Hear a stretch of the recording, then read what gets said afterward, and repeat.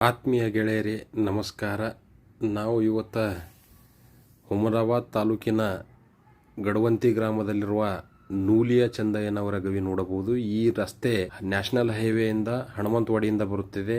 ಇದು ಈ ಕಡೆ ಹೋದಾಗ ಮಾಣಿಕ್ ಪ್ರಭು ದೇವಸ್ಥಾನ ಮಾಣಿಕ್ ನಗರಕ್ಕೆ ಹೋಗಬಹುದು. ಅಲ್ಲಿಂದ ಈ ನೂಲಿಯ ಚಂದಯ್ಯನವರ ಗವಿ ಬಹಳ ವಿಶಿಷ್ಟವಾದದ್ದು. ಇವರ ಗವಿ ಬಸವ ಕಲ್ಯಾಣದಲ್ಲಿಂದು ಹೊಂದಿದೆ ಮತ್ತು ಇದೇ ರೀತಿ ಹುಮನಾಬಾದ್ ತಾಲೂಕಿನಲ್ಲಿಯೂ ಕೂಡ ಈ ಗಡವಂತಿ ಗ್ರಾಮದಲ್ಲಿದೆ. ನೂಲಿಯ ಚಂದಯ್ಯನವರ ಜನ್ಮಸ್ಥಳ ವಿಜಯಪುರ ಜಿಲ್ಲೆಯ ಜೀವಣಗಿ ಗ್ರಾಮದಲ್ಲಿ. ಅವರ ಅಂಕಿತನಾಮ ಚಂಡೇಶ್ವರ ಲಿಂಗ ಮತ್ತು ಅವರು ಲಿಂಗೈಕ್ಯವಾಗಿರುವ ಸ್ಥಳ ನುಲೇನೂರು, ಹೊಳಲ್ಕೆರೆ ತಾಲೂಕು, ಚಿತ್ರದುರ್ಗ ಜಿಲ್ಲೆ. ಅವರು ಭಜಂತ್ರಿ ಅಥವಾ ಕೊರವ ಸಮಾಜಕ್ಕೆ ಸೇರಿದವರು. ಒಟ್ಟು 48 ಅವರ ವಚನಗಳು ನಮಗೆ ದೊರೆತಿವೆ. ಈ ನೂಲಿಯ ಚಂದಯ್ಯನವರು ಮುಖ್ಯ ಕಸುಬು ಏನಾಗಿತ್ತಂದರೆ ಮೇದು ಹುಲ್ಲನ್ನು ತಂದು ಹಗ್ಗ ಹೊಸೆದು ಮಾರಿ ಬಂದ ಹಣದಿಂದ ದಾಸೋಹ ಮಾಡುತ್ತಿದ್ದರು.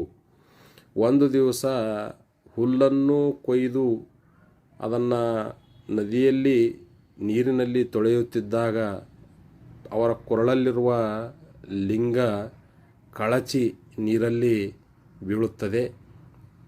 ಆವಾಗ ಅವರು ಕೋಪಗೊಂಡು, ನಾನು ನನ್ನ ಕಾಯಕದಲ್ಲಿದ್ದಾಗ ನನ್ನ ಕಾಯಕಕ್ಕೆ ಇದು ತೊಂದರೆ ಕೊಡುತ್ತಿದೆ ಎಂದು ಊಹಿಸಿ ಆ ಲಿಂಗವನ್ನು ಅವರು ತಿರಸ್ಕರಿಸುತ್ತಾರೆ. ಕೊನೆಗೆ ಇಷ್ಟಲಿಂಗವೇ ಚಂದಯ್ಯನವರನ್ನು ಬೆನ್ನಿ ಹತ್ತಿ ಬಂದಿತು ಎಂದು ತಿಳಿಯುತ್ತದೆ ಮತ್ತು ಆವಾಗ ಅವರು ಇಷ್ಟಲಿಂಗವು ತನ್ನ ಕಾಯಕಕ್ಕೆ ತೊಂದರೆ ಕೊಡದೇ ಇದ್ದಲ್ಲಿ ಮಾತ್ರ ಅದನ್ನು ಸ್ವೀಕರಿಸುತ್ತೇನೆ ಎಂದು ಹೇಳುತ್ತಾರೆ.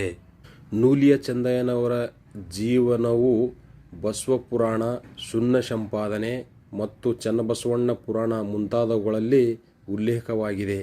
ಬನವಾಸಿಯಲ್ಲಿರುವ ಮಧುಕೇಶ್ವರ ದೇವಾಲಯದ ಶಿಲಾಮಂಟಪದ ಕೆಳಭಾಗದಲ್ಲಿ ಇವರ ವಿಗ್ರಹ ಮತ್ತು ಹೆಸರು ಕೆತ್ತಲಾಗಿದೆ. ಪ್ರತಿ ವರ್ಷ ಜ್ಯೇಷ್ಠ ಅಮಾವಾಸ್ಯೆಯ ಕೊನೆಗೆ ಇವರ ಜಯಂತಿಯನ್ನು ಆಚರಿಸಲಾಗುತ್ತದೆ.